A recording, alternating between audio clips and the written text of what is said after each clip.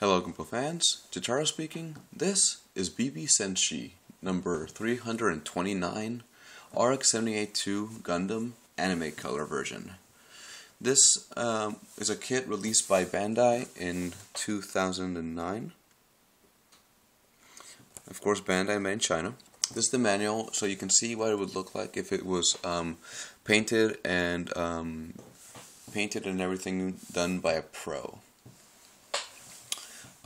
This is a remold of the SD Perfect Gundam, but it was re-released as the anime color or the 30th anniversary edition. Here's the kit. What you see in this video is a completely out of the box build, other than a few things that I will mention. Before you take a look at the suit, I want to take a look at the marking stickers, or the full stickers. As I said, this has no stickers, no lines. And for stickers, you get the outline of the eyes. As you can see, it comes with yellow eyes, and it gives you the eyes really well defined there. It comes with two yellow stickers. One goes on the shield, and one goes on the beam rifle for the scope. Here you see a huge multicolored sticker, which is white and red. And you can see it's cut in places where the cross and the scope or the visor come through. And then you get multiple red stickers, one of which will go in the crotch area, the others will go in the front and back camera, and these long red ones will go around the feet, or the back of the feet. You also get, which is very unusual for SD kits, marking stickers. These are clear stickers. You can see in the shot in the manual, you can see what it would look like, and in the back of the manual you get a marking where all of these would go. And I think this is really cool. It'll make your kit really pop out. But I will not be using these, since I will be repainting, customizing it a slight bit. As I said, this is a completely out-of-the-box build. No lining, no paint. The only thing I've done is to eliminate the seams, which are found on both the arms, there and there. The back of the legs, at least the back of the feet and the bottom of the feet. The front of the things, and again the seam would be here and here. The only two seams I have not touched up are, let's see, on the side of the head and the split between the body and the blue pieces of the body. Let's see. So these are all the colors you get. I feel like this isn't a pure white. I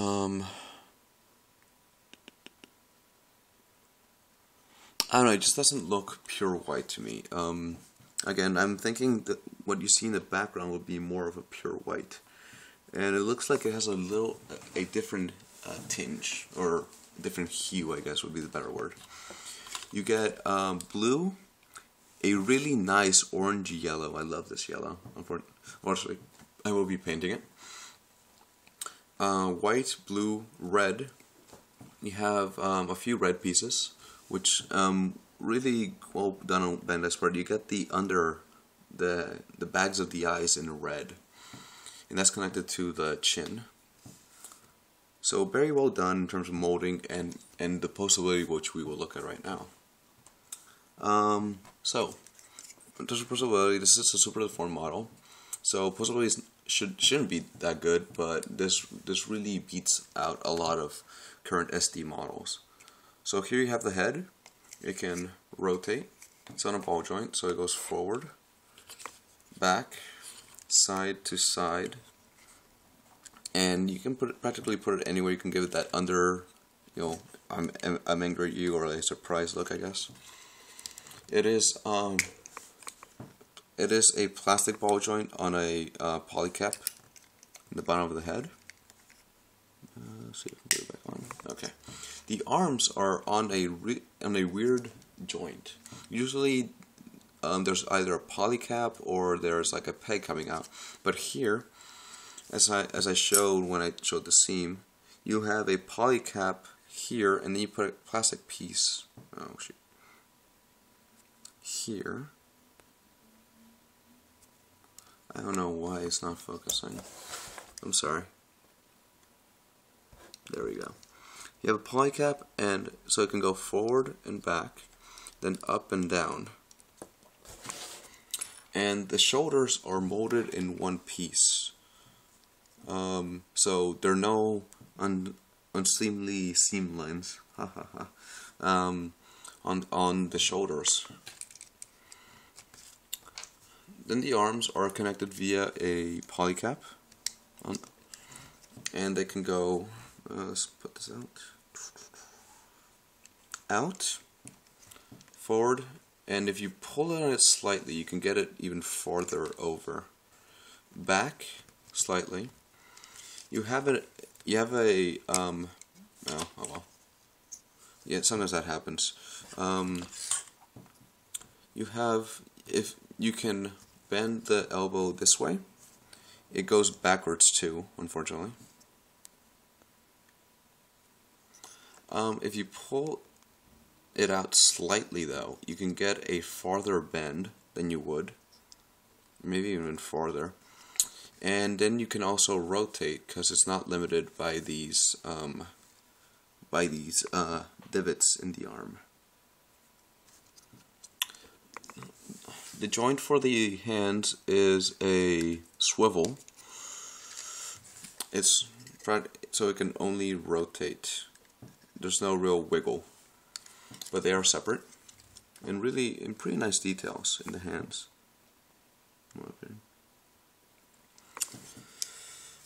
The waist is on a peg, so it rotates, and there's a slight wiggle.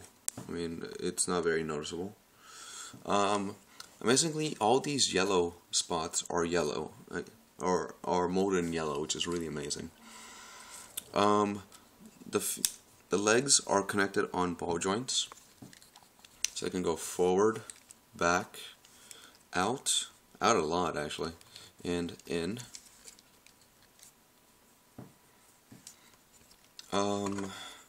The feet are very unusual. As you saw, this back part is red, while this front part is red, while this is white. That's because there's a polycap right here on the bottom where it can point its toes down, which is really impressive. You know, so you could have it, you know, RX-78-2 being a ballerina if you wanted, I guess. You know, tiptoes. And the backpack, there's no articulation when it comes to these, except maybe a slight wiggle from a misconnection. But some pretty nice details, and like the backpack is in this like purplish gray. I don't know. You get 3 accessories with this kit, or 4 in a way. First, you get the shield, which is molded in all that purplish gray.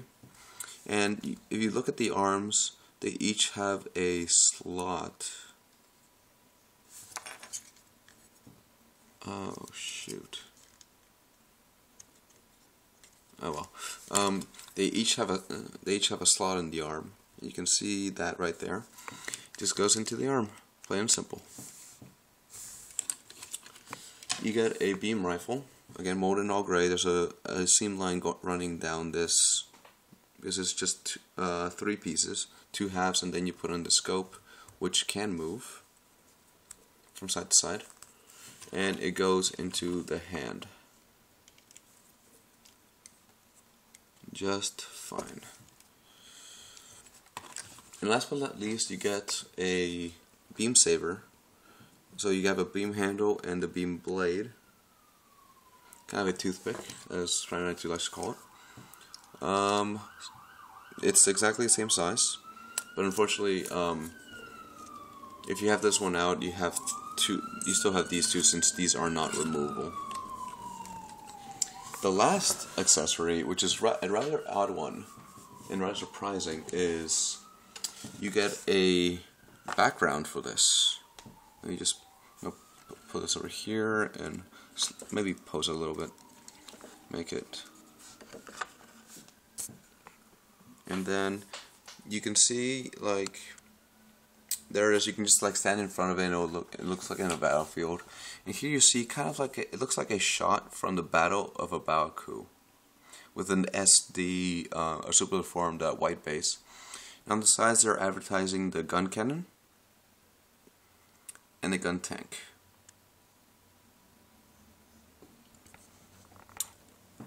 So if you put this on your shelf and just put this in front of it, it looks like it's in the middle of the Great Battle of Abaku. So final thoughts on this kit. I think this is a great kit. I'm not sure what the comparison between this and the Perfect Gundam would be in terms of value for price. This kit sells for 800 yen, so I'm not sure how much the Perfect Gundam is and if it's worth picking that one up with all the additional accessories. But I will say that this kit by itself is a great kit. It gives you posability. It gives you some nice detailed, really good color separation. There's not many details that you have to paint yourself, and if you do, they give you stickers for that. Before I go, I want to show off some size comparisons. Here is an older type SD, the SD Crossbone. So it is quite a bit taller than it. Then you get a newer Sengoku. I'm not sure if this is standard. So if you look, his legs are taller. So he is taller. See if I can get a fair shot of this. And finally, a newer SD kit from the 00 line, the SD Exia. So here are kind of like the 4 basic types of super deformed kits, sizes. So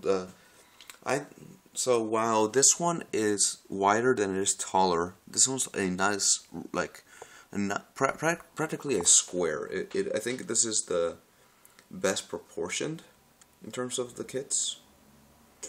Then we get into the taller and pretty well done SD kits that are taller, but they actually look really good, which is actually my favored design: long legs, long arms. So again, my final thoughts on this kit: I think this is a great kit. This is actually my first RX-78-2 model kit in my collection. But as I said in my previous videos, I will not be keeping it in these colors. I'll be repainting this for my SD, well, I guess Gundam X Kamen Rider project. And a lot of you guessed Kamen Rider Ichigo, which is correct, but I'm choosing I guess a less well-known color scheme. I guess you can't really see it because of the blue of the screen, but this is this kit features black, green, and dark green, along with the red scarf. So I will be modifying this kit, or repainting this kit to look like this. And I will be making one other modification. So I fill in the seams. I need to fill in the what do you call it? The fists. But I am also planning on, if you can see my pencil marks at the reflection, I am planning on cutting that off, that section off, and that should allow me to push this up farther out, so to give me some better poses. Actually, while I'm at it, you can actually pull off the final pose pretty well from the last episode. So with that, thank you for watching. Please comment. I'll answer anything I can. And the usual spiel of subscribe, like, if you want to do that, that's your choice. So until next time, keep building, my friends.